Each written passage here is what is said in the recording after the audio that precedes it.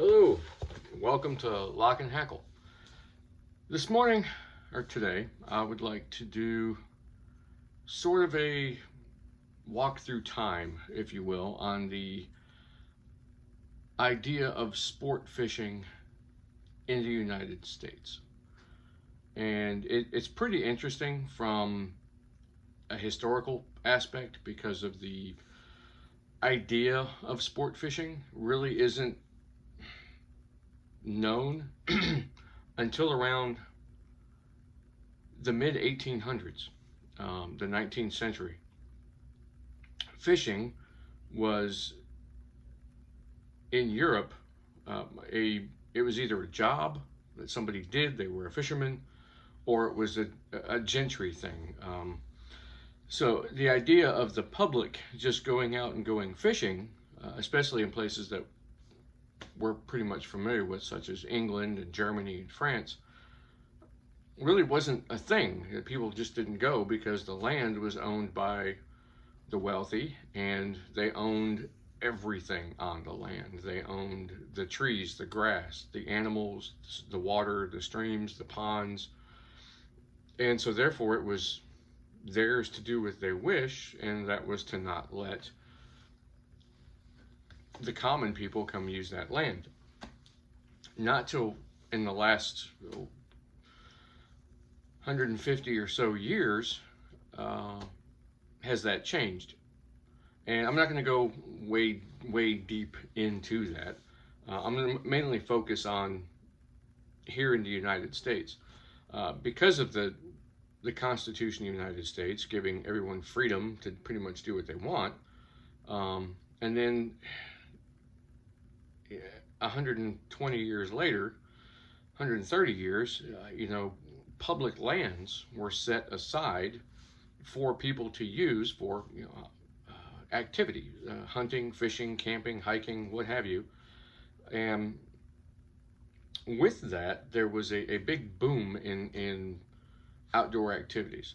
So what I'd like to do is I'm going to turn this camera around, and I have some stuff laid out that I want to kind of go over that would give us kind of a walk through history on sport fishing, and not in the sense of like saltwater. That is a completely different animal in itself. No pun there. We're talking about people, tarpon fishing, sail fishing, that kind of stuff. The big ocean going, like when you think of that, you think of Louis L'Amour, you think of Ernest Hemingway, things like that. I'm talking more of inland freshwater fishing in our country, the United States. And for anybody who's watching this overseas or in another country, they could, kind of get a glimpse as to what it's like, what it was like and has been like, and what we're growing into in the United States. So hold on, I'm going to turn the camera around. We'll be right back. All right, as I said, I had some things laid out that I want to kind of discuss sport fishing. Now, there are several books that you can find either online, library, what have you. One of the greatest or most mass-produced book on fishing is this book right here, The Complete Angler by Isaac Walton. And it's one of the books that's touted everybody's owned, but nobody's read it. I've actually read this. It's kind of hard to read. It's Old English. It was printed in the 1500s, not this particular copy. It's the story of three fishermen and the idea of the Anglican or the fisherman and what have you. Interesting book, insight into sportsmanship 400 years ago. So, but we're not going to concern ourselves with that right now. In the United States, fishing was, let's go after the Civil War up into the Industrial Revolution. That's pretty much when people started really thinking of doing things not because of necessity, but because of leisure. That was something that was not really ever thought about. And one of the things that one could do for leisure was to go fishing. And if you think about it, in the Reconstruction period in the South, there was not a lot of leisure time because things had to be rebuilt after the Civil War. But in the Northeast, not a whole lot had to be rebuilt because it was the military complex. It was the Industrial Revolution. You had the big names in railroad. You had the big names in steam engines. You had the big names in mass productions and so on and so forth, like the Vanderbilts and so on and so forth. So leisure became something that they could do, and regionally, things were done slightly different. A lot of things have been around for a long time. Now, one of the easiest things that people would do, it was mostly used for catching panfish, which is, bluegill, brim, and some of your smaller bass species, and that was just a cane pole. That was this right here. A cane pole was literally just two pieces of rod cane that were put together. There's no eyelets on here, no anything like. There is one eye on the end, and you would just put some sort of line through here, string or something like that, and a hook, and you would go out to the local pond and catch a basket or a stringer of panfish, and that would be for usually your meals. And in England, fly fishing was the genteel thing to do. So in the Northeast, fly fishing became a very, very, very big thing. And one of the things that they would do was fly casting, and that became a sport in itself, was how well and how long someone could cast a line. But most of the rods that were brought in from England were made of a wood called greenheart wood, or a combination of lance wood and greenheart wood. Very heavy, very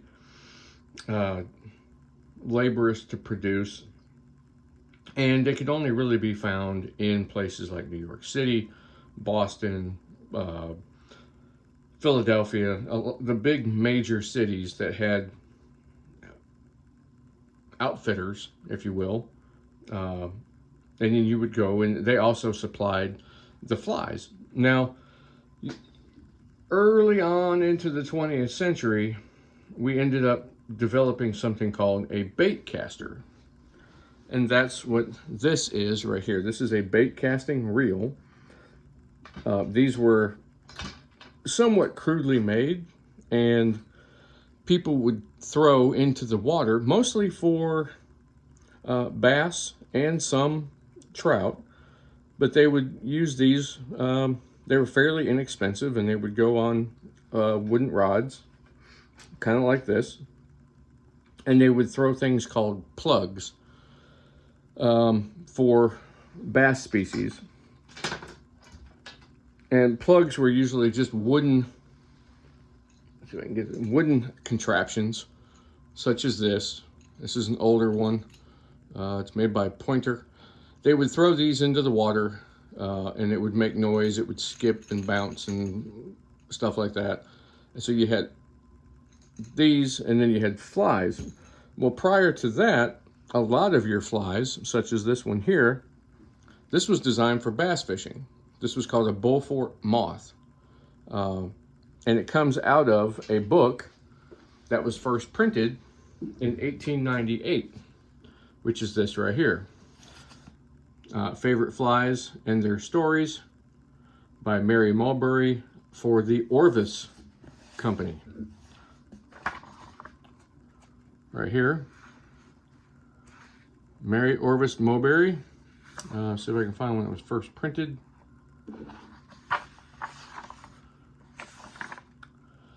This one was printed in 1988, but the original version was in 1898, if I remember. Yeah, 1892 was its first printing. So this one if I can find some of the plates. So there's trout flies. So you're looking at 1892, 130 years ago. You had trout flies, and you had some more trout flies. Okay, hold on. Let me find some. Whoops. There are some in here. There you go, bass flies, as you can see, right there. So fly fishing wasn't just for trout. They used it because we didn't have the mechanical advantage of these just yet. This is a rendition of a reel that a lot of people really wouldn't call it a fly reel. It was just the first way that you could hold line on an older cane pole almost and use it to cast. And it was pretty much some of the first reels. I have one other one. Let me find it. That is this one. Here's a Martin. These were produced at about the turn of the century. This one, it was the first mechanical advantage reel. You would wind it and you would put it on your reel, and then when you wanted to retrieve, it would pull the line in for you. So there was this growing movement in producing equipment for the angler, starting in the 1900s, 1910, 1920s. We had World War I, and in between World War I and World War II, things started to change a little bit, but it was really after World War II that leisure time in fishing really became a thing. Soldiers coming home needed an outlet. They needed something. And fly fishing really started to slip because the gear was expensive. It was predominantly something from the Northeast. The rest of the country really hadn't gained that much popularity in fly fishing except for out west. In the Central Plains, the Midwest, and the South, bass fishing is really what took off because it's the #1 game fish is the largemouth bass. And after World War II, the greatest advancements in fishing were pretty much made. For one, we had different types of reels. The bait caster reel was the primary fishing reel for most blue collar and above fishermen. It was easy. You didn't really have to learn how to cast. You just flip the rod out, the lure goes flying, it lands in the water. Whether you're throwing a spoon, like this old spoon here, or you were throwing a plug, as you would call it. Then somebody, while in World War II, found fishing reels by a company called Abu. They merged with a company in the United States called Garcia, hence the name Abu Garcia, and we got some of our first open face spinning reels. Now this is not an Abu Garcia, this is a Lock-Mart. This is kind of a very, very cheap rendition of an older open face spinning reel that we have. It's not very well balanced. It kind of herky-jerky. There's big plastic components, some brass plated components. But if you notice, so this is a 19, excuse me, around a 1945, 1955 produced open face spinning reel. This is my 3-year-old Mitchell Avocet. Now, the engineering hasn't changed a whole lot, but materials and components have changed quite a bit. This one's all graphite, anodized aluminum reel, drag system, mechanical bail, all that kind of stuff. But they really haven't changed. This one's more well balanced and has a better gear ratio. This one's pretty much a 1-to-1 ratio, and it's not very well balanced. If you crank it pretty fast, it gets very wobbly. These two things, this alone, advanced fishing really well. The next greatest advancement in fishing, I would say, would be the push button reel, such as this old Zebco. What is this? I don't know if it's a 33, maybe. Oh, sorry, it's a Zebco 404. But the Zebco 33, which is what I have here, this is a platinum edition, it's about 15 years old, was actually designed by a War Department company, was the Zebco 0 Hour Bomb Company. And what they did was they made the timers that would go into bombs that were dropped. Then when they'd fall out of the planes, the little propeller on the top would spin, and then they would explode. They'd have a certain timer set on them, and they would explode before impact. So 0 Hour Bomb Company is what produced your Zebco 33. I still claim that these are the greatest fishing reel out there because they're so simple to use, hours of enjoyment, very little issues that you end up with these like you do with, say, a bait caster. Now I have a modern bait caster here. So here's your modern bait caster. Sorry about that. Modern bait caster and a traditional bait caster from the time period. Not a lot has changed. You still have an internal barrel that has gears and clutches on the right hand side. We have gears and clutches on the right hand side. You have some drag adjusts, so on and so forth. But the problem with modern bait casters is it is very difficult to fish one style. Say I wanted to throw a new crankbait, or I was throwing a new crankbait, and then I wanted to, say, throw a trick worm or a finesse worm or a Texas rig.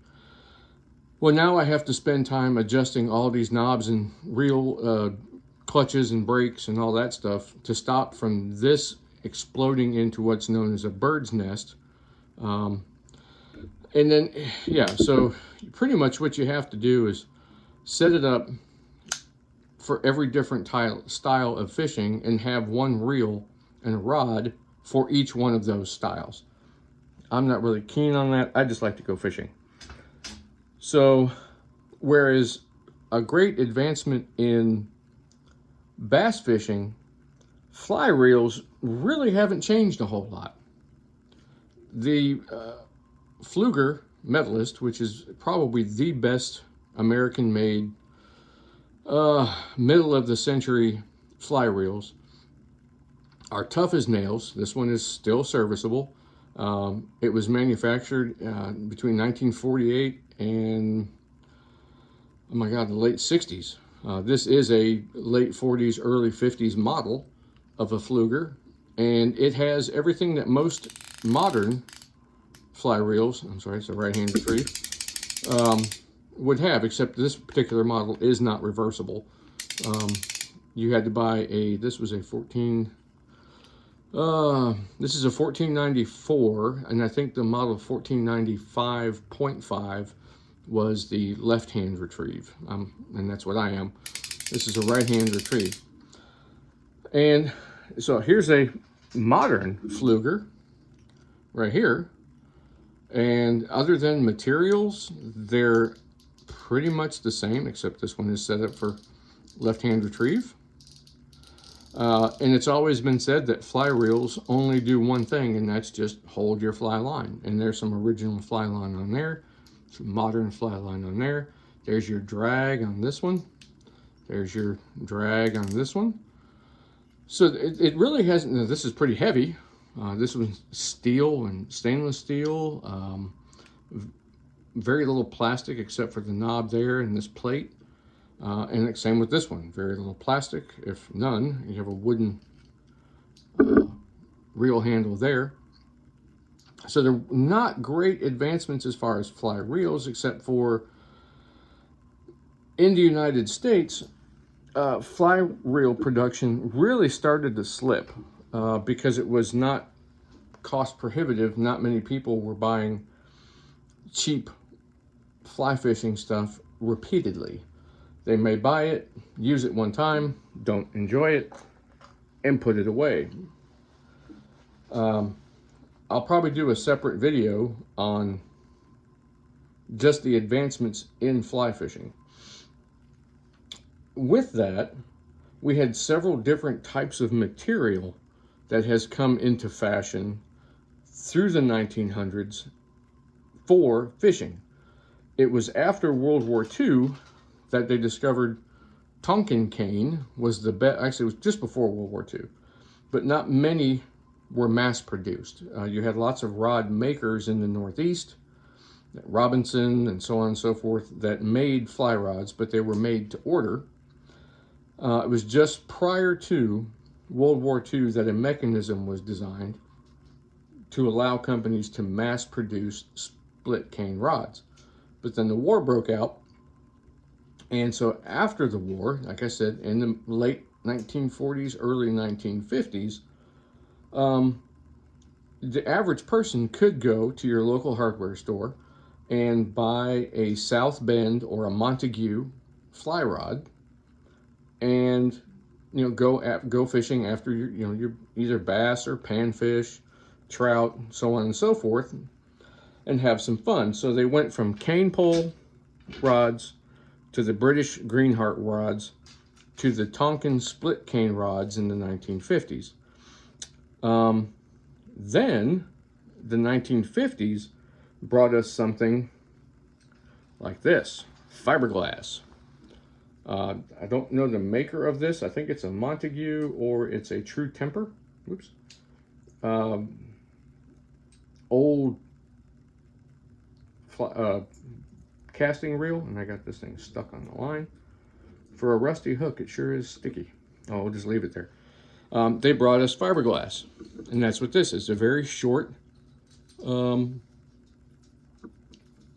casting rod that's fiberglass from the 1950s. It had a die cast reel seat right here, a little trigger for your finger, cork handle.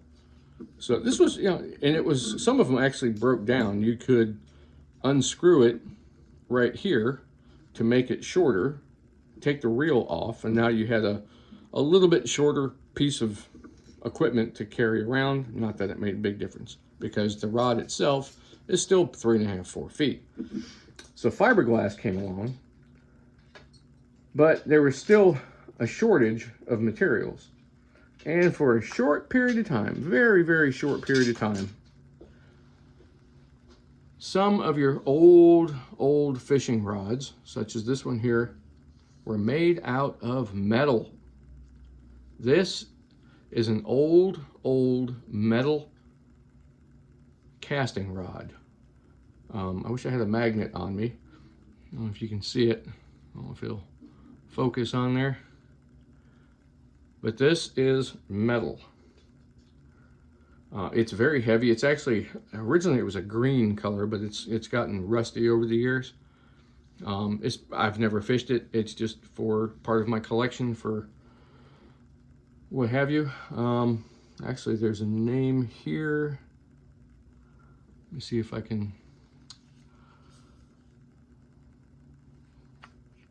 It's called a Meadowbrook. Who made that? I have no idea. So these were, sold by the hundreds in your hardware stores, so on and so forth, because, the war was over. Materials were hard to come by, and people wanted leisure time. What's really neat is some companies got in the business of making fly rods, such as this example here, which is actually in excellent condition. I would say it's in pristine condition, almost a showroom display model. This is a True Temper 2-piece 8-foot metal fly rod. I was shocked when I first got this. I thought it was fiberglass, but it is not. It is all metal. It's just, and you can see the steps in it. I don't know if you can see this, but there's a step down right there, and there's a step down right there, to where it just gets ever so smaller and smaller and smaller down to the eye. I've never fished this for the fear of breaking it, because it is in such good condition. And these aren't that valuable, which is quite odd.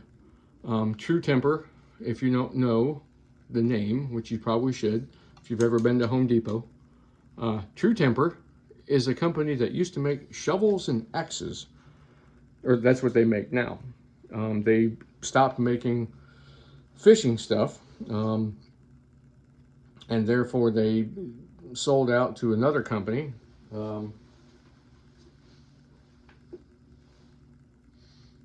They sold out to another company, Ocean City was a big name in the Northeast, but they had a hard time, and they ended up selling their patent rights to True Temper. And here I have a True Temper 77D True Temper USA fly reel. So we have a matched set here of reels and rods. The next greatest advancement was fiberglass for fly rods. And that was really in the late 1960s through the 1970s is where fly fishing and bass fishing were all competing in the stores with the same material, and that was fiberglass. And it dominated the sport of sport fishing, because it was very inexpensive to make. They were strong. They could really take a beating, and more companies were coming out because of fiberglass, and it became more nationalized than it did localized. A lot of times things were regionally made. A type of plug or crankbait or swimming bait that you would use in one part of the country, nobody in another part of the country had ever heard of or seen, because a lot of times lures were made by somebody in town, and they would sell their lures to the local hardware store, and that's where people would pick up their supplies. But in the 1970s, big marketable stores came about. In the 60s, Sears and JCPenney were the biggest producers of leisurely sports gear. Sears had their brand. It was called Ted Williams. And then JCPenney had theirs. I can't remember what the name was. But then you had something called the Bass Pro Shops, which came about, and Cabela's, which came about. And now you had these mega stores and catalogs that you could go to purchase your leisure time sport fishing gear.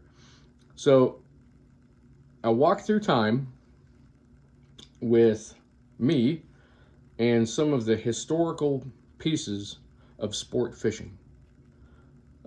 A lot of my information is, just reading and learning out there. Probably one of the greatest books on fishing is this big encyclopedia here. This is an original copy from 1964, a McLean Standard Fishing Encyclopedia. There's not much that isn't in here that isn't still relevant today.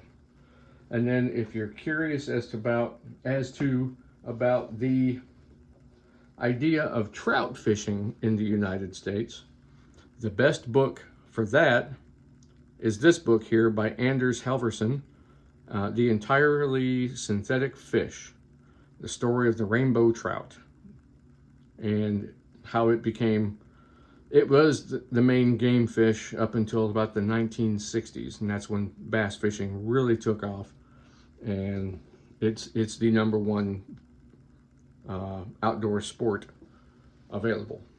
So on that note,